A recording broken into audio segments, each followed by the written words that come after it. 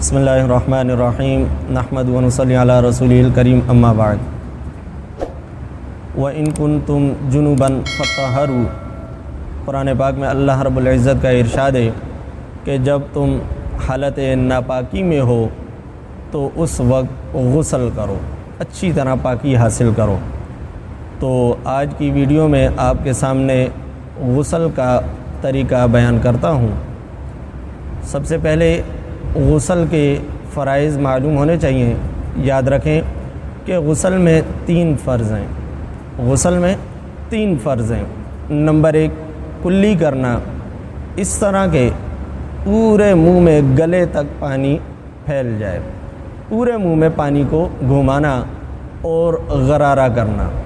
عام حالت میں غرارہ بھی کیا جائے گا، اگر روزے کی حالت میں ہو تو پھر غرارہ نہ کرے بلکہ اچھی طرح پورے منہ میں پانی پہنچا دیں۔ اس کے لیے بہترین طریقہ یہ ہے کہ انسان جب کلی کرے تو ساتھ میں مسواک یا ٹوتھ پیسٹ وغیرہ استعمال کرے، تاکہ منہ کے ان حصوں پہ جہاں کوئی چیز لگی ہوئی ہے اور اس کی وجہ سے پانی کے پہنچنے میں رکاوٹ ہو رہی ہو تو اس سے وہ چیز ہٹ جائے، دانت وغیرہ صاف ہو جائیں اور پورے مکمل طور پر پورے منہ پر پانی اندر منہ میں پانی پہنچ جائے۔ نمبر 2 ناک میں پانی چڑھانا۔ ناک میں پانی چڑھانے کے 2 طریقے ہیں۔ ہتھیلی میں پانی لے کے ناک کے قریب کر کے سانس کے ذریعے اوپر کھینچا جائے، یا اسی طرح ہتھیلی میں پانی لے کے زور سے یوں مارا جائے۔ تو اس طرح ناک کے بانسے تک، یہ جو نرم ہڈی ہے اس کو ناک کا بانسا کہا جاتا ہے، یہاں تک پانی پہنچانا۔ اتنا زور سے اوپر نہ کھینچے کہ دماغ تک پانی پہنچ جائے، یا اتنا زور سے پانی نہ مارے کہ پانی اوپر پہنچ جائے۔ اگر سانس کے ذریعے کھینچنا ہے تو بھی اتنا کھینچے کہ یہ نرم ہڈی تک پہنچ جائے، اور اگر ہاتھ سے زور سے یوں مارے تو بھی اتنا زور سے مارے کہ صرف اس بانسے تک، نرم ہڈی تک پانی پہنچ جائے۔ اور ناک صاف کر لے اچھی طرح تاکہ ناک میں بھی اچھی طرح پانی پہنچ جائے۔ نمبر 3 سر سے لے کر پاؤں تک پورے بدن پر پانی بہانا۔ اس طرح پانی بہانا کہ ایک بال برابر بھی جگہ خشک نہ رہنے پائے۔ اگر ایک بال برابر خشک جگہ رہ جاتی ہے تو غسل نہیں ہوگا۔ یہ بہت باریک چیز ہے، انسان اس چیز میں ذرا سی غلطی کرے گا تو وہ ناپاک رہے گا، اور اسی ناپاکی کی حالت میں وہ قرآن پڑھے، یا اسی طرح ناپاکی کی حالت میں مسجد میں آئے، یا اسی طرح ناپاکی کی حالت میں نماز وغیرہ ادا کرے یا اور کوئی عبادت ادا کرے، تو یہ ناجائز اور حرام ہوگا۔ اس لیے جب بھی غسل کریں تو مکمل اطمینان کر لے کہ میرے پورے بدن پر سر سے لے کر پاؤں تک ہر عضو پر صحیح طور پر پانی پہنچ گیا۔ اس کا آسان حل یہ ہے کہ پہلے مختصر سا تھوڑا سا پانی بدن پر بہائے اور اس کے بعد پورے بدن کو ہاتھ سے ملے۔ آج کل ہمارے ہاں شیمپو صابن وغیرہ کا استعمال ہوتا ہے، تو اگر یہ استعمال کرے گا تو پھر تو آسانی سے پانی پہنچ جائے گا۔ لیکن اگر ان چیزوں کا استعمال نہیں ہے، صرف پانی بہانا ہے، تو پھر اس چیز کا اہتمام کرے کہ ہر عضو کو، ہر جگہ کو اچھی طرح پانی ہاتھ سے مل لے، تاکہ کوئی عضو، کوئی جگہ بال برابر بھی خشک نہ رہے اور تمام بدن پر پانی بہہ جائے۔ یہ تو غسل کے 3 فرائض ہیں، یعنی ان کے بغیر غسل نامکمل ہے۔ اگر یہ نہیں ہوں گے یا ان میں سے کوئی ایک آدھ میں بھی کمی ہوگی تو غسل نہیں ہوگا۔ ہاں، غسل کا مسنون طریقہ اس کے علاوہ ہے، اور اس میں اگر کوئی چیز رہ جاتی ہے تو اس میں کوئی مذائقہ نہیں، غسل بہرحال ہو جائے گا۔ غسل کا مسنون طریقہ بھی آپ کے سامنے پیش کر دوں۔ غسل کا مسنون طریقہ یہ ہے کہ سب سے پہلے بدن کے اگر کسی حصے پر، کسی مقام پر، استنجے کی جگہ پر یا کہیں اور اس طرح ٹانگوں پہ، ہاتھوں پہ، کہیں بھی کوئی بھی چھوٹی موٹی ناپاکی لگی ہے تو سب سے پہلے اس ناپاکی کو دور کرنا ہے، اس ناپاکی کو صاف کرنا ہے، تاکہ بدن اس ناپاکی سے پاک ہو جائے۔ اس کے بعد استنجا کرنا ہے، بڑا چھوٹا جو ہے پیشاب کے مقام، ان دونوں کو دھونا ہے۔ اس کے بعد مکمل وضو کرنا ہے۔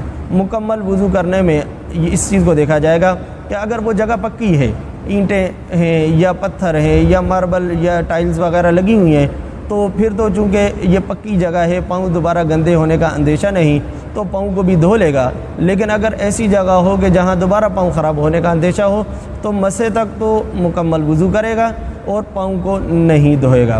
اس کے بعد جیسے کہ آپ حضرات کے سامنے عرض کیا کہ پورے بدن پر پانی بہانا ہے، تو پہلے سر پہ پانی بہائے، پھر دائیں کندھے پر 3 دفعہ، پھر بائیں کندھے پر 3 دفعہ۔ جب اس طرح کر لے گا تو اب اس کا غسل مکمل ہو جائے گا۔ یاد رکھیں کہ غسل کا مسنون طریقہ صرف اتنا ہی ہے کہ 3 دفعہ اپنے بدن پر پانی مکمل بہا لے، اور اس میں بھی بہت ساری غلطیاں دیکھنے میں آتی ہیں، بہت ساری چیزیں لوگ غلط کرتے ہیں۔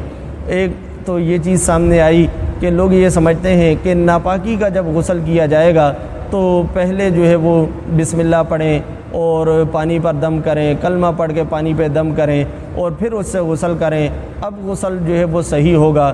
اسی طرح بعد میں کچھ کلمات سننے میں آئے ہیں کہ وہ کلمات پڑھے جائیں اور ان کا ورد کیا جائے تو تب جو ہے وہ پاک ہوگا۔ ایسی کوئی بات نہیں ہے، بلکہ جب ہم نے سنت کے مطابق غسل کر لیا، اپنے فرائض کو اپنے وقت پر پورا ادا کر دیا، تمام بدن پر پانی بہا لیا، تو اب یقین جانے کہ وہ مکمل طور پر پاک ہو گیا۔ اب اس کو کسی اور چیز کے اضافے کی ضرورت نہیں، نہ کلمہ پڑھنے کی نہ کسی اور چیز کی۔ اگر کوئی ان چیزوں کو کرتا ہے اور حالت ننگی میں کرتا ہے، یعنی ننگے ہونے کی حالت میں کرتا ہے، تو یہ ایک الگ گناہ ہے کہ ننگے حالت میں، ایسے حالت میں کہ جب انسان نے کپڑے اتارے ہوئے ہوں تو یاد رکھیں فرشتے انسان سے دور چلے جاتے ہیں۔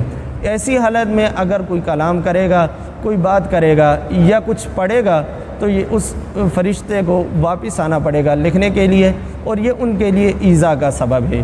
تو اس لیے ایسی حالت میں بالکل ان چیزوں سے اجتناب کرنا چاہیے اور مکمل طور پر سنت کے مطابق غسل کر لیں اور اس کو اپنے لیے کافی سمجھیں۔ ایک اور مسئلہ غسل کے دوران یہ بھی پیش آتا ہے کہ ہم بیت الخلاء میں قضاء حاجت کے لیے جب جاتے ہیں تو اس وقت اس چیز کا خیال رکھا جاتا ہے کہ قبلے کی طرف منہ نہ ہو، پیٹھ نہ ہو، اور ہمارے ہاں عموماً چونکہ مسلمانوں کا ملک ہے اور عموماً جو ٹھیکیدار اور مستری حضرات ہوتے ہیں وہ بھی مسلمان ہوتے ہیں، تو وہ اس چیز کا خیال رکھتے ہیں کہ بیت الخلاء کا رخ اس طرح نہ بنایا جائے کہ منہ یا پیٹھ قبلے کی طرف ہو۔ لیکن غسل خانے میں اس چیز کا خیال نہیں رکھا جاتا، شاور کو اور نلکے کو اس طرح لگا دیا جاتا ہے کہ غسل کرنے والا اس چیز سے بچ نہیں پاتا، وہ یا تو قبلے کی طرف منہ کر رہا ہوتا ہے یا پیٹھ کر رہا ہوتا ہے۔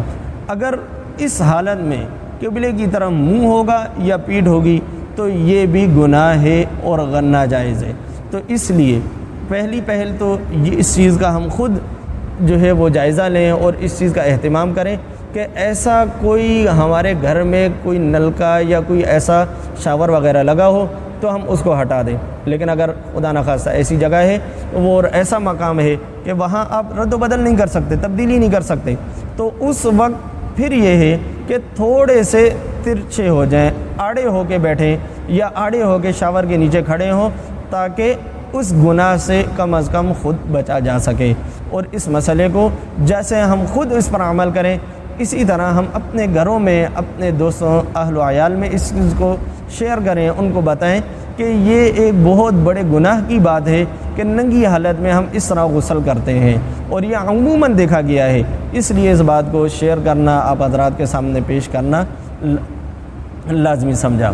اچھا، یاد رکھیں کہ شاور کے نیچے غسل کرتے ہوئے اگر یہ سوال پیدا ہوتا ہے کہ آپ نے بیان کیا کہ 3 دفعہ پانی بہانا سنت ہے، اب شاور کے نیچے 3 دفعہ کیسے پانی بہایا جائے گا؟ شاور کے نیچے کے کیا طریقہ ہوگا؟ تو اس میں یہ ہے کہ اگر اتنا پانی بہہ جائے کہ آپ کا دل اس بات کا اطمینان کر لے کہ اگر میں 3 دفعہ پانی بہاتا تو اتنا پانی بہہ جاتا، اگر اتنا پانی بہہ گیا کہ وہ 3 دفعہ کے مقابلے میں ہو جائے، 3 دفعہ کے برابر ہو جائے، تو یہ بھی مسنون ہو جائے گا۔ اللہ رب العزت ہمیں دین سمجھنے کی توفیق عطا فرمائے۔ وآخر دعوانا ان الحمد للہ رب العالمین۔